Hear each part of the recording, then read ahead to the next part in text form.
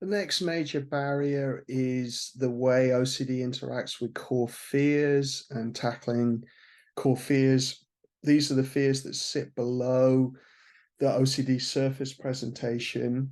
And people look at this in different ways. People have categorized them into things like catastrophic events, uncertainty, and emotional overwhelm, or listing kind of long lists of potential ones like going crazy, being a bad person, fatal diseases, dying, suffering, being an outcast.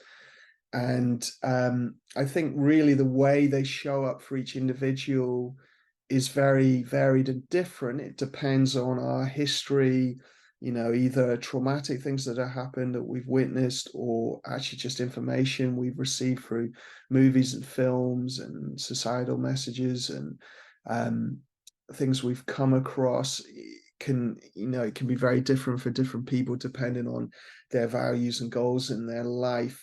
I like to simplify it really into two main areas, and then drawing out a common sort of theme. So the two areas are really threat and unhappiness. So threat is really anything that's threat of death ultimately, um, and it can be focused towards ourselves or towards others or towards both. So we're worrying about our family getting sick and dying, or other people worrying about ourselves, um, hurting ourselves in some way. uh, Unhappiness is more fears of a miserable, unhappy life, pain, physical pain, emotional pain, and that we're ultimately not having the life we want to live. And again, it can be for self or others. So we're worried, in relationship OCD, we're afraid we haven't picked the right partner, and because of that, we'll be unhappy the rest of our lives. Or we're frightened we picked the wrong partner, and because of that, our partner will be unhappy for their life. So, or it can be both. Um, I like to highlight social disconnection and isolation as a common and very clearly important core fear area. Because humans are a social species, we're hypersocial. That's how we've survived and risen to where we have in the animal kingdom. Our social connection is so important, even to the point where isolation and loneliness activates the same centers in the brain as physical pain. And really, at the heart of it is, if our ancestors were isolated and disconnected, they were likely to die. And so, fears around being rejected from the tribe, doing shameful things. And indigenous cultures do this, and there are accounts of this where they will out someone from the tribe for doing something bad. Um, and so we're very hardwired to be frightened of that. And so really, I would say social disconnection feeds both those pathways. Threat and death really, that's often what we're worried about, with social disconnection underneath it, but we might not be able to feel that. So we might be more worried about being unhappy because we're isolated and disconnected, and we're alone in this world, and major source of happiness is connection. So you can identify your core fear and how it shows up by sort of asking yourself, if I didn't do the compulsions, what would go wrong? Why would that be bad? Then you dip down another layer. Why would that be bad? And then you ask again why that would be bad, until you sort of hit a level where it feels it's very salient and important. And that tends to be the level to work on. So you sort of ask yourself, why is that bad? Why is that bad? Why is that bad? 3 to 5 times, you normally get there. That's an old technique from CBT, from David Burns, who developed that first of all.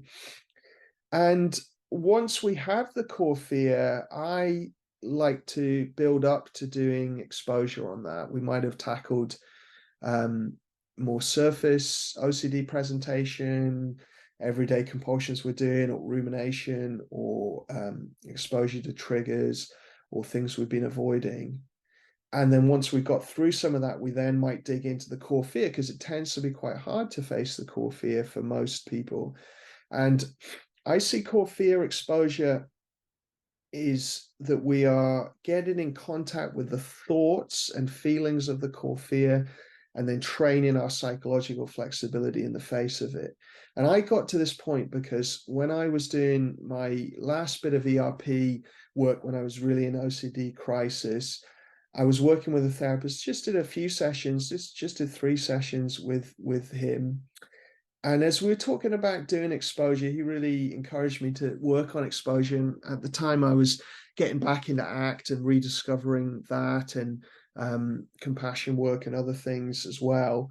And I was really dealing with health anxiety and existential OCD at the time.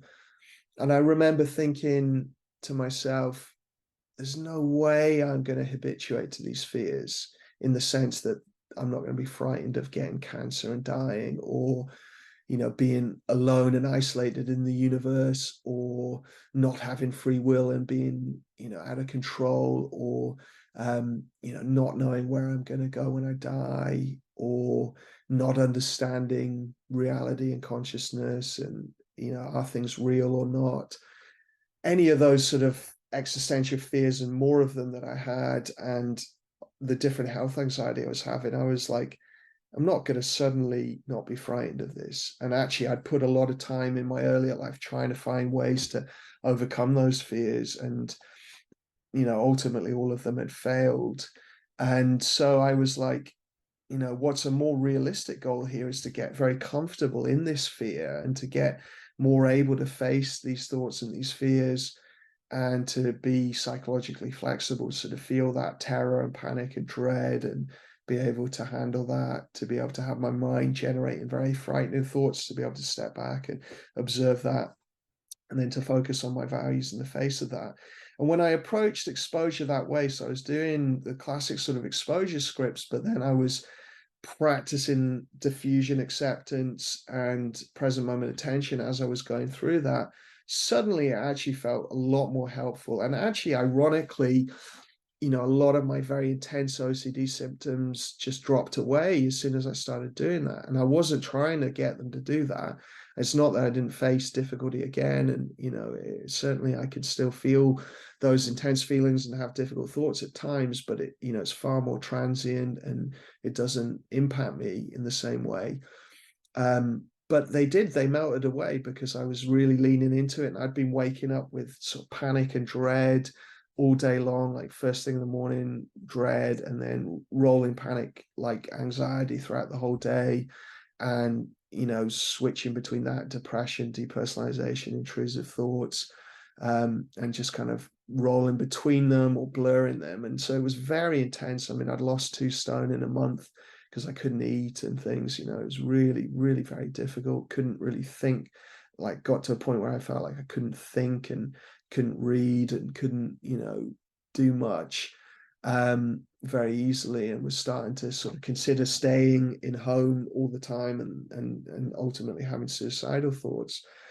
Um, and that all just sort of drifted away as soon as I started really approaching it with these skills, and this idea of accepting these core fears, and accepting the emotions and thoughts that they triggered, rather than trying to habituate or inhibitory learn a way around this. So that's the way I see core fear work, is more to not be as frightened of the thoughts and feelings, and to be more diffused and accepting and present moment with them, and then ultimately to flip them around and get to our values. So if I'm frightened about my own death, okay, it shows I really value my life, and what do I want to build as my goals and the values I want to live in my life.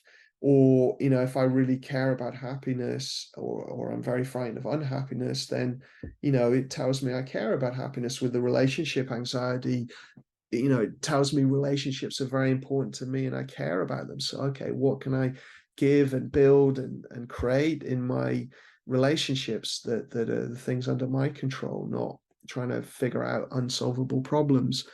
And, so yeah, flipping it around, and getting to what your values are on the other side of these core fears, and then building up goals and actions that reflect them, and trying to live that way. and making those brave choices in your life. And ancient cultures have had this memento mori in the Greek culture, where you reflect on death. Leonardo da Vinci and other people with skulls on their desks to remind them of it. Buddhist traditions, sitting in charnel grounds and watching decomposing bodies and things like that, to really get more accepting, and to realize that death is a reality and actually can motivate and enrich life. And the same with happiness, getting more comfortable with pain and difficult emotions, so that we can bring more freedom and connection to our positive emotions, rather than try and suppress everything and blunt everything off. Let's feel the difficult stuff, let it rise and fall, and then we'll feel the good stuff even more as well.